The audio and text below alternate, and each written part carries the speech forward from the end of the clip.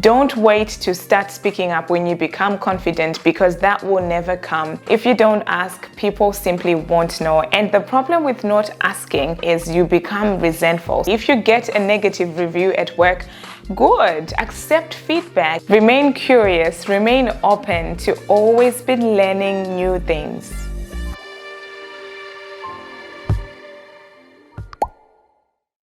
If you are not where you want to be in your career, then it's time to change things up. And if you've been feeling stuck, high chance is you're holding yourself back somewhere. We're going to dive more into that today. Before we go into it, remember to subscribe and also please hit the like button. That way more people just like you can find this video.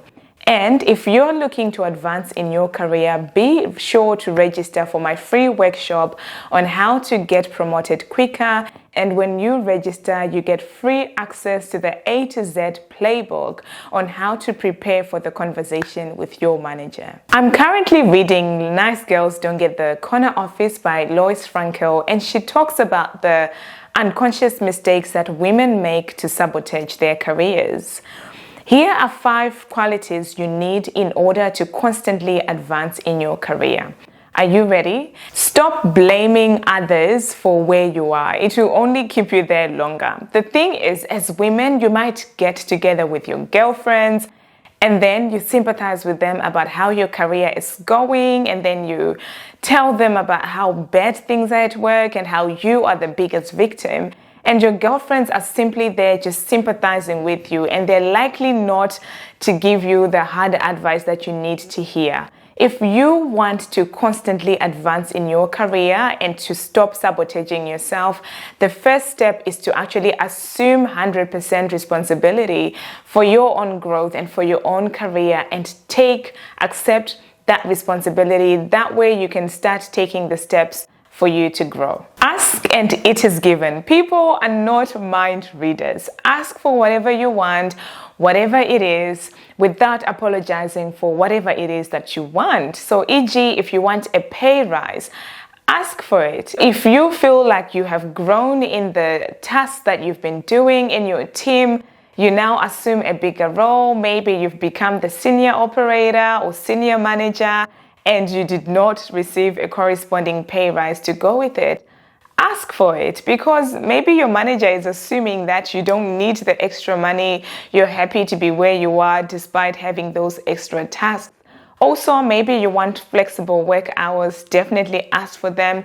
Maybe you want to start working from home. Ask for it. If you don't ask, people simply won't know. And the problem with not asking, I see this with countless women, is you become resentful. So you start resenting a person who has no idea what you're resenting them for. And that is just a waste of time. It will just keep you stuck in a place that is very unnecessary. I want you to start confidently asking for whatever it is that you want.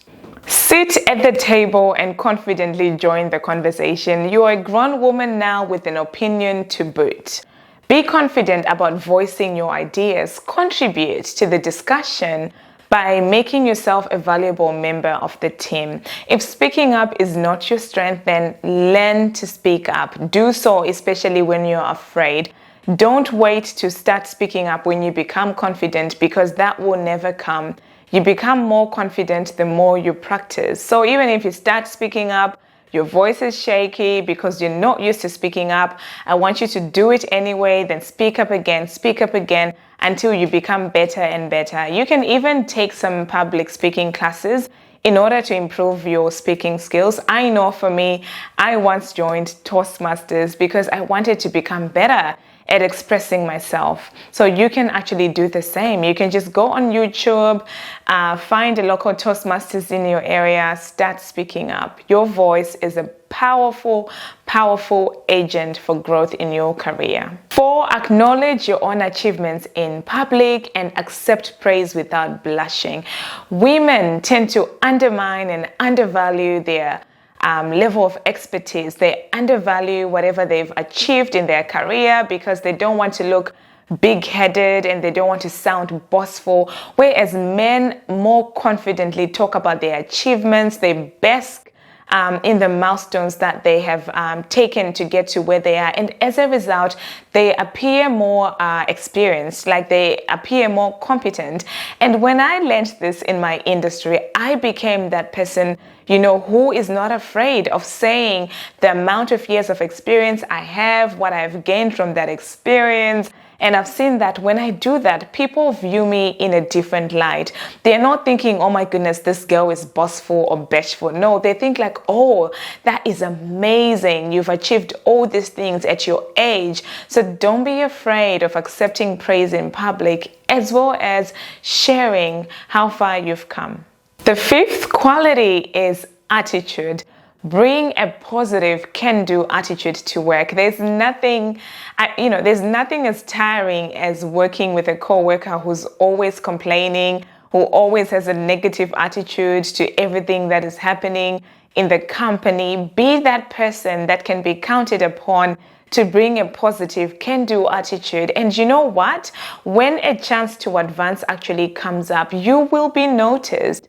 Before long, you will be noticed for that amazing attitude because people want to be around you. Managers want to trust you with more responsibilities. They can entrust you with mentoring new employees because you're not going to start spreading a negative culture through having a negative attitude and just spending your time gossiping at the water machine at work. So really think about what energy, what attitude you're bringing into the team and what attitude you're bringing into the workplace, because a positive attitude is going to catapult you further, faster in your career. 6 is effort. Make your time count by doing your best on only the most important tasks. I call this key performance indicators. Instead of measuring in minors, being the one who puts out all the small fires, like you are there at work, you're a whole grown up, babysitting people, stop it. It's not helping you in any way. It's not making you become recognized as a capable leader in your industry. No, you have to become, put your best effort in the most important tasks, know what they are. And if you don't know what your key performance indicators are, I want you to watch the previous, I think we did it a few weeks ago. And I was going in depth, just explaining to women what key performance indicators are. And if you don't know them or you don't know where to find them, I was telling you where to find them in that episode. I think it's the episode on how to find your dream career. So definitely go and find it. Learn about your key performance indicators. Measure in major things. Stop putting out those fires that no one really cares about. And the other thing is stop picking up the pieces after your coworker. So if you have a Slack coworker, and I hear some people tell me that, my coworker underperforms, so I end up doing extra tasks on behalf of that coworker, and my manager just says, keep going, and praises me for that. No, that is taking you away from your priority. Know what those priorities are and do your best.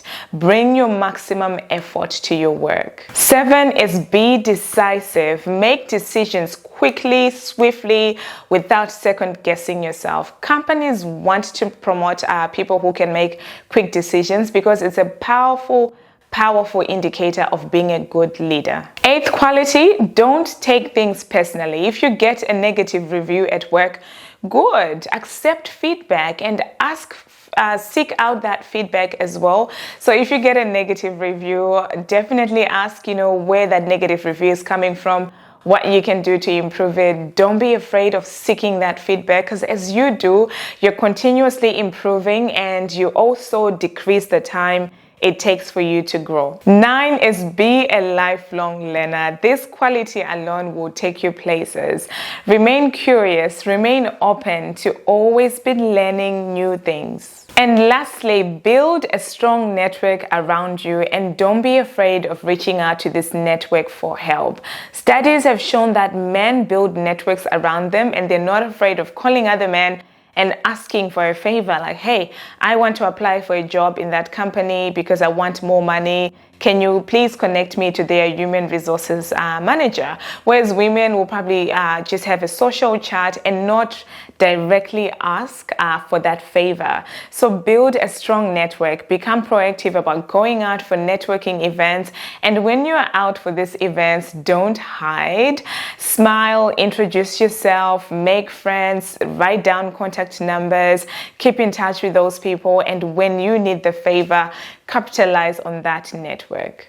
Have you subscribed yet? Remember to subscribe, and also as a favor to me, hit that like button. And lastly, just share this video over WhatsApp, LinkedIn, Instagram with a friend, your sister, your family, whoever needs to hear this today. If you're looking to up-level your career, I'm inviting you to register for my free workshop on how to get promoted quicker.